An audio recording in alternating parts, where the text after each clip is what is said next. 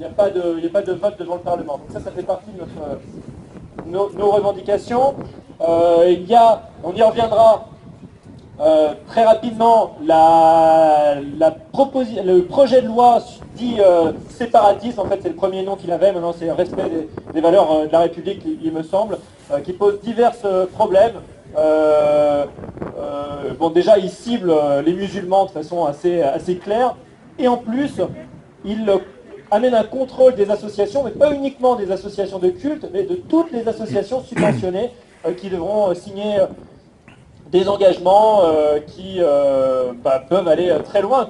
Est-ce que demain, remettre en cause la politique du gouvernement pour une association, par exemple, écologiste, ça sera considéré comme non-respect des valeurs de la République, et donc la fin des subventionnements par le public.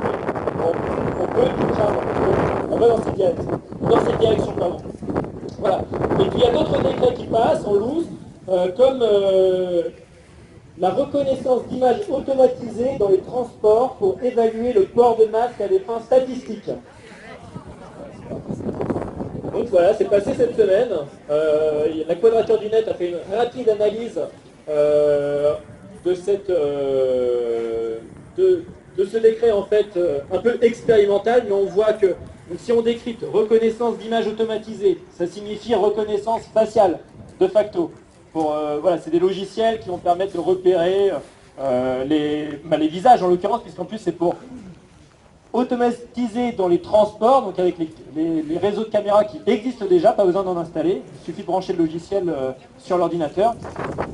Le port du masque à des fins statistiques. À des fins statistiques, oui, pour le début. Mais après, ça sera quoi? Peut-être mettre des amendes automatiques. Donc une contravention qui arrive dans votre boîte aux lettres, voire par mail, parce qu'on vous a reconnu sur les images de vidéosurveillance de transport, et que à ce moment-là, vous ne portiez pas le masque. En plus, avec tous les problèmes qu'on connaît de reconnaissance faciale, qui est loin d'être opérante, et les possibilités de recours qui sont très réduites. Donc, la Quadrature du Net a fait une analyse, je vous invite à lire son analyse, notamment sur son site web et sur sa page Facebook, de ce décret. Et vous verrez que aussi, à la faveur, entre guillemets, de cet état d'urgence sanitaire qui n'en finit pas, il y a des mesures sanitaires à prendre, c'est pas de discuter, mais le fait qu'on soit sous état d'urgence, c'est pas le cas de tous nos voisins. Donc ce régime d'exception, on voit qu'il y a des décrets qui passent sans débat au Parlement, et qu'il faudra attaquer. Les organisations, notamment celles qui sont présentes dans la coordination nationale et locale, ne manqueront pas d'attaquer ces décrets, comme ils en ont attaqué précédemment sur les drones, par exemple, les drones policiers, et ont parfois obtenu des victoires. Voilà pour le point un peu parlementaire, un peu technique. N'hésitez pas à vous rendre sur le site de la coordination nationale Stop Loi Sécurité Globale. Voilà, vous tapez ça sur votre moteur de recherche, vous le trouverez. Vous trouverez des argumentaires sur chaque revendication très précise, les communiqués, les prochaines dates d'action, les cartes et tout ça. Donc n'hésitez pas à faire circuler autour de vous ces différentes informations, pour convaincre tous vos proches que la mobilisation doit se poursuivre, parce que ce sont les libertés publiques et même privées qui sont en jeu dans notre pays. Je vous remercie. Merci à toi.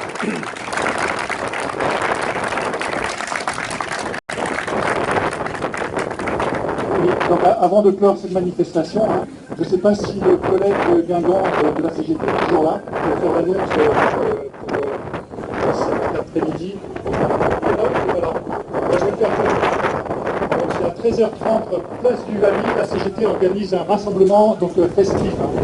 Voilà, donc si vous ne savez pas quoi faire, c'est parti. Alors je ne sais pas si on est passé entre les gouttes là ce matin. C'est beaucoup de chance. Donc merci à vous toutes et tous d'être venus. Bon, 200, c'était quand même pas si mal que ça. Et donc je ne sais pas quand sera le prochain rendez-vous, mais pour cette foutue loi de sécurité globale. Mais je pense que c'est pas fini, hein, comme le disait Sylvain. Voilà, donc merci à vous toutes, merci à vous tous. Et puis donc à la prochaine.